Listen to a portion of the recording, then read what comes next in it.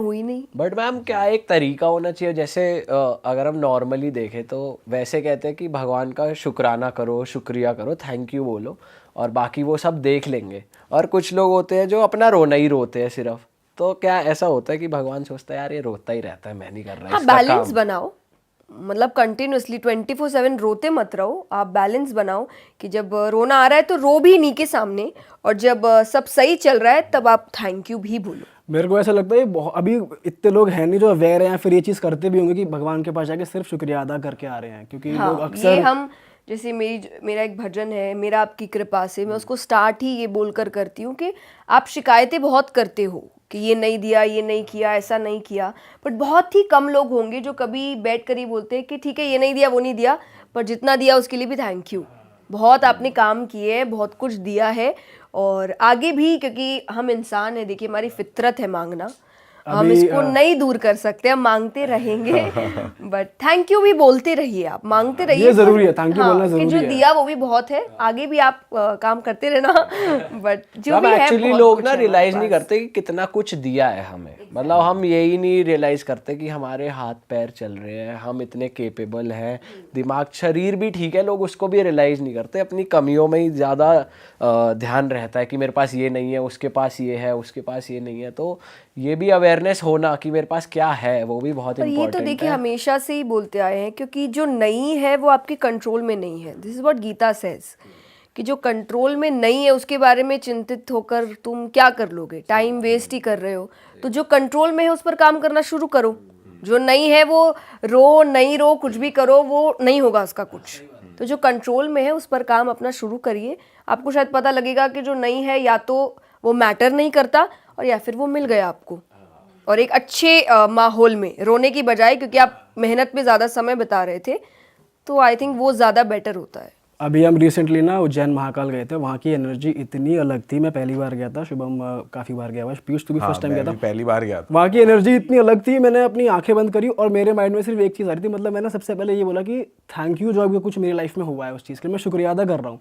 मैं मांग ही नहीं, मतलब मैं कुछ अंदर से ये नहीं बोल पा रहा। मेरा यही क्वेश्चन था कि क्यों ऐसा होता है कि जब हम किसी सिद्ध मंदिर में या जैसे बिहारी जी के सामने खड़े होते हैं या महाकाल जी के सामने खड़े होते हैं, कुछ मांगा नहीं जाता, कुछ किया नहीं जाता, कुछ मन में नहीं आता कि ये कर लो या इधर देख लो या उधर, ऐसा क्यों होता है कि बस आंखें वाटरी हो जाती है? ये एक अच्छी बात है, एंड यू आर लकी अगर आपके साथ ऐसा हुआ है, क्योंकि ये बताता है आपका डिवोशन बढ़ रहा है।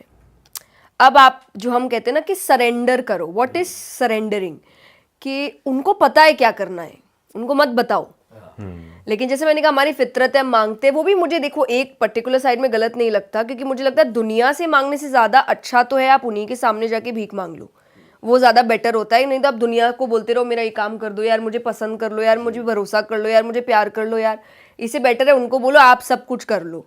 पर जब आपका सरेंडरिंग कैपेसिटी बहुत बढ़ जाती है ना, तब आपको लगता है कि इनको क्या बताना, ये सब कर लेंगे। तो आप जब उनके पास जाते हो ना, तो आपको ऐसा लगता है कुछ मांगना या कुछ बोलने की ज़रूरत नहीं है, हम मिलने आए हैं, हम एक दूसरे को देख लेते हैं, वही सब कुछ है। तो ये प्रूफ करता है आपका डिवोशन बहुत बढ़ रहा है। अब और वो आपकी एक बात अच्छी भी बात रिलेट हो रही है कि हम जाके ऐसी बात कर लेते हैं, बस सब ठीक चल रहा है, सब ठीक चल रहा है। ये तो है ही, और माइंड भी ना एकदम ब्लैंक हो जाता है कि आप गए, एकदम से थॉट्स आए जो भी चल रहा है आपकी जिंदगी में, फिर 5 मिनट बाद आप देखते हो कि कुछ आ ही नहीं रहा आपके माइंड में, सब खाली है, सब ब्लैंक, और सिर्फ उन्हीं पे फोकस है। जो मैं कथा में कहती हूँ कि 3 घंटे आपको नहीं लग रहा करियर का क्या होगा, रिलेशनशिप में क्या चल रहा है, आप इंजॉय कर रहे हो, भजन गा रहे हो, नाच रहे हो। अब सोचो ये 3 घंटे जैसी पूरी जिंदगी हो गई तो सबको ऐसा लगता है नहीं नहीं अरे बड़ा मजा आ जाएगा, ऐसी लाइफ हो गई तो। पर ऐसी लाइफ करनी पड़ती है, होती नहीं है। तो आपको वो 24/7 भगवान को इंक्लूड करना पड़ेगा अपनी लाइफ में, तब जाके आपकी वो टेंशन जो 3 घंटे की नहीं थी कि 3 घंटे कुछ पता नहीं चल रहा, वो 24/7 आपको लगेगा कुछ पता नहीं चल रहा। और मुझे ऐसा लगता है मेरी जिंदगी में यही है, मुझे टेंशन नहीं है किसी चीज़ की। हो जाएगा, जब आज तक संभालता आया है ना, संभाल लेगा आगे भी वो। मैम थोड़ी तो टेंशन होगी, कुछ चीज़ों की तो होगी, भैया बिल्कुल नहीं सोचते। टेंशन नहीं, वो होता है कि आप दुखी हो उस चीज़ के लिए। मुझे ये नहीं है कि क्या होगा नहीं होगा, मुझे है कि मेरे हिसाब से चीज़ नहीं चल रही, तो वो आपका इमोशन है, आप रोबोट नहीं है। इमोशन को हैंडल करिए, लेकिन मैं उसको अपने काम पर हावी नहीं होने दे सकती कि मैं ओवर थिंकिंग में चली गई, मैंने कर्म करना छोड़ दिया, ये क्या हो रहा है, मैं पूरे पूरे दिन अगर बिस्तर पे लेटी हूँ, मैं ये नहीं कर सकती, क्योंकि मुझे लगता है ये करने का मतलब मुझे उस पर भरोसा नहीं है। तो मैं अपना काम करती रहूंगी, उसको जब करना है वो चीज़ वो कर देगा। तो आई विल ऑलवेज से, अगर कोई मुझसे पूछेगा कि आपका काम सबसे नहीं, कुछ काम बचे हैं जो नहीं हो रहे हैं, जिनको लेकर मुझे लग रहा है कि देखते हैं कब होगा क्या होगा, पर डज दैट मीन कि मैं यहाँ अच्छे से नहीं हूँ या मैं खुश नहीं हूँ? मैं बहुत खुश हूँ, मैं अपने परिवार के साथ खुश हूँ, मैं दोस्तों के साथ खुश हूँ, मैं काम अच्छे से कर रही हूँ, पर क्या इसका मतलब मुझे और बाकी चीज़ों की चिंता नहीं है? पर वो चिंता टेंशन में नहीं बदलती, उस एग्जैक्ट सेंस में कि ओवरथिंकिंग में नहीं जा जाती रही है। है हाँ। कि मुझे नहीं पता मेरी लाइफ में क्या हो गया, अरे सब कुछ खराब चल रहा है।